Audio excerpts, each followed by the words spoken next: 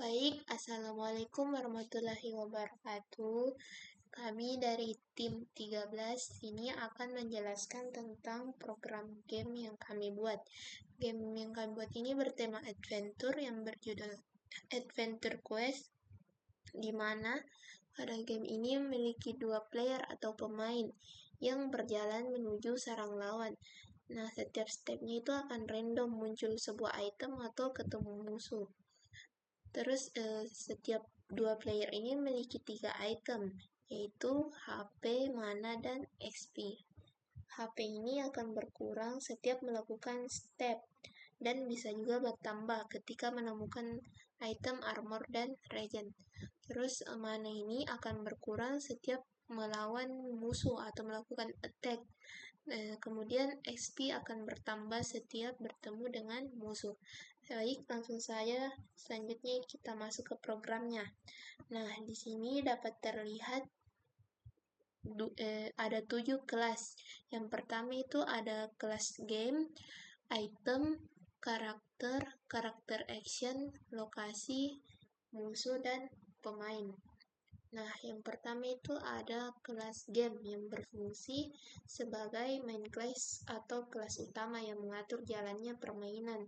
Nah, di sini fungsinya itu untuk menginisialisasi pemain, lokasi, dan mengatur interaksi antara pemain dengan lokasi serta musuh. Nah, selanjutnya itu ada kelas item. Kelas item ini berfungsi untuk mempresentasikan item yang dapat ditemukan dan dimanfaatkan dalam permainan. Adapun atributnya di sini itu ada nama, deskripsi, dan tipe untuk memberikan informasi dan efek tambahan kepada pemain. Kemudian selanjutnya kelas karakter. Kelas karakter ini menyediakan atribut dasar dan perilaku umum untuk karakter dalam permainan. Di sini atributnya itu ada nama dan HP, serta metode untuk menyerang karakter lain, sesuai dengan metode yang ada pada karakter action, yaitu mengoverride metode menyerang. Selanjutnya itu ada kelas karakter action. Kelas karakter action ini berfungsi untuk mendefinisikan aksi yang dapat dilakukan oleh karakter. Dalam hal ini metode menyerang atau void menyerang.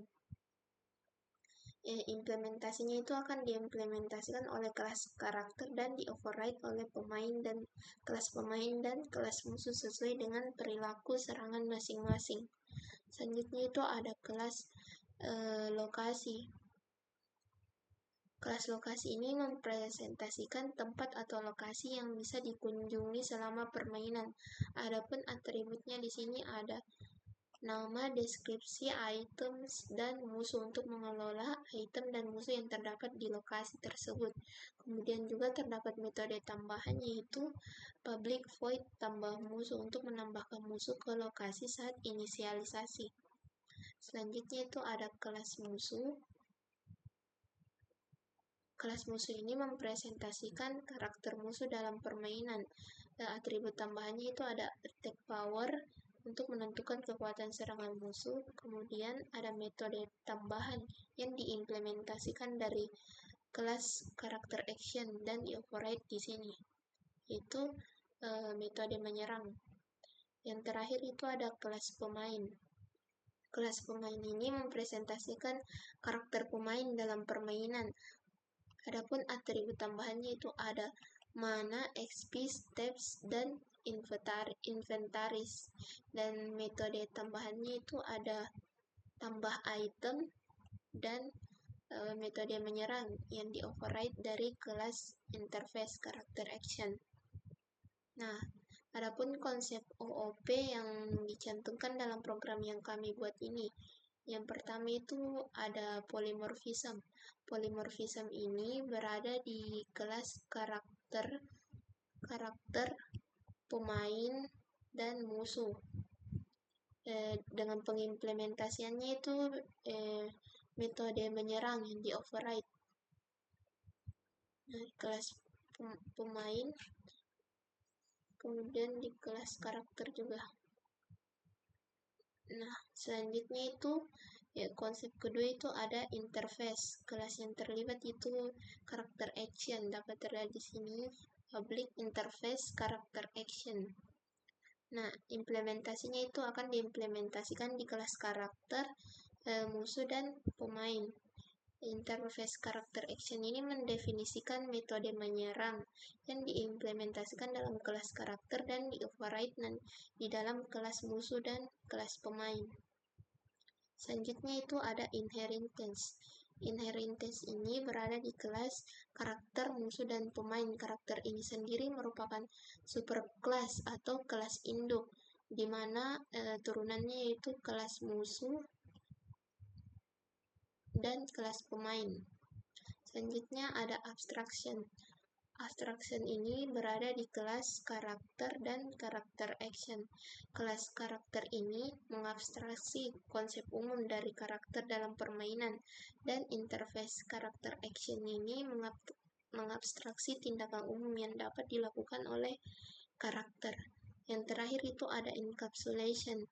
Nah, pada encapsulation ini terdapat di beberapa kelas, yaitu ada di kelas karakter, pemain, musuh, item, dan lokasi, di mana atribut-atribut dalam kelas tersebut disembunyikan menggunakan modifier private dan diakses melalui metode public, getter, dan setter. Dapat terlihat di sini kelas item atributnya di private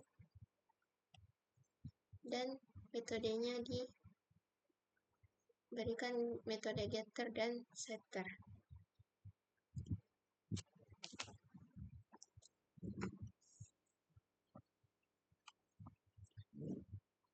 Baik, selanjutnya yaitu kita akan menjalankan program Adventure Quest ini, di mana ketika program dijalankan, pemain diminta untuk memilih pahlawan yang akan bergerak dari dua pilihan yang tersedia, yaitu pahlawan 1 dan pahlawan 2. Nah, pada perjalanan pahlawan, setiap kali pemain memilih pahlawan, pahlawan tersebut bergerak ke titik berikutnya. Di setiap titik terjadi berbagai kemungkinan seperti penurunan HP karena perjalanan, bertemu musuh, atau menemukan item. Nah, pada pertarungan dengan musuh, saat bertemu musuh, pahlawan dan musuh saling menyerang bergantian hingga salah satu dari mereka kalah. Jika pahlawan menang, ia mendapatkan XP dan menemukan item yang dapat meningkatkan statusnya. Nah, pada pengambilan item, setelah musuh satu kalah,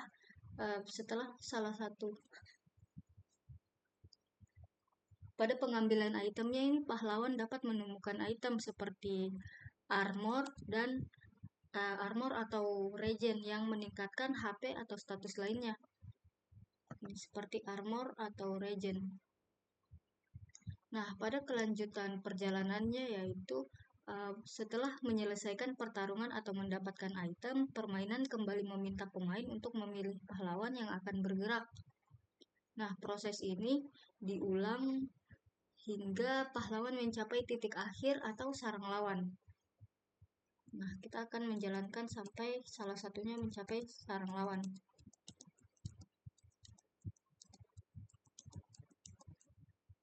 Nah, ketika salah satu pahlawan mencapai sarang lawan, permainan mencatat bahwa pahlawan tersebut telah mencapai tujuan, di mana permainan ini masih dapat memilih pahlawan lain untuk melanjutkan perjalanan hingga kedua pahlawan mencapai sarang lawan. Nah, di sini pahlawan 1 sudah mencapai sarang lawan. Terus kita akan melanjutkan untuk pahlawan kedua. Nah, di sini terdapat 10 langkah untuk mencapai titik akhir permainan. Nah, pada akhir permainan ini, setelah kedua pahlawan mencapai sarang lawan, permainan menampilkan hasil akhir yang ditampilkan yaitu seperti status akhir dari masing-masing pahlawan, termasuk HP, mana, dan XP-nya. Mungkin itu saja program game Adventure Quest ini. Wassalamualaikum warahmatullahi wabarakatuh.